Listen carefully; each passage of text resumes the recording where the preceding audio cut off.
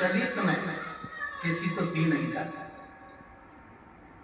दो चीजें, आरती महापुराण की कथा आप लोग सुन रहे हैं, बड़े ध्यान लगाकर सुनना।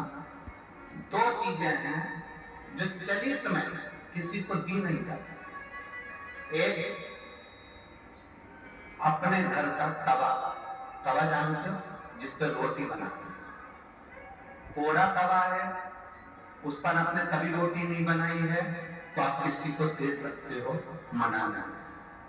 और यदि जिस तवे पर घर के अंदर रोटी बन चुकी है, जिस तवे पर रोटी उतर चुकी है, उस घर के तवे को किसी को नहीं दिया जाता। क्यों? क्योंकि घर में जो बच्चे हैं वो बीमार की बीमार बने ही रहते हैं, वो कभी स्वस्थ नहीं हो सकते, कभी नहीं हो सकते। अगर एक बच्चा बीमार है तो दूसरा ठीक होगा, दूसरा बीमार है तो तीसरा ठीक होगा, तीसरा है तो चौथा बीमार पड़ेगा, ये निश्चित। दो चीजें चलित में किसी को नहीं दी जाती, एक तवा, दूसरे नंबर की कढ़ाई।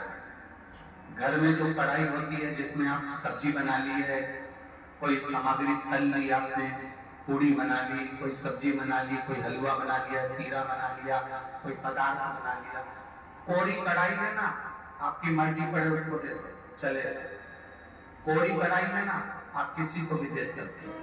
पर जिस कढ़ाई में आपने भोजन का निर्माण कर लिया है, जिस कढ़ाई में आपने कभी भी एक बार भी अगर कुछ बना लिया है, तो वो किसी की गिफ्ट में या किसी को दान में या किसी को दी नहीं जाती।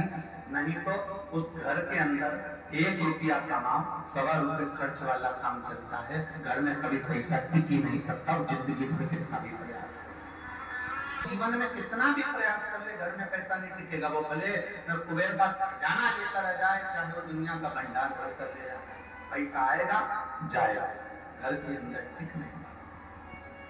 दो चीजें चलित में दी नहीं जाती।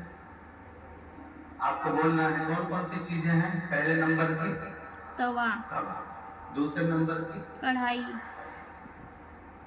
दो चीजें दी नहीं जाती, हम इसको देखते हैं।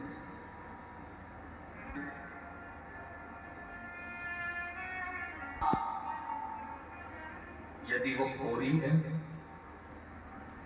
उसमें ना रोटी बनाई गई है, ना उसमें कोई सामग्री बनाई गई है, अगर वो कोरी है, बात है, एक बार भी अगर वो प्रयोग में आए हैं तो वो नहीं।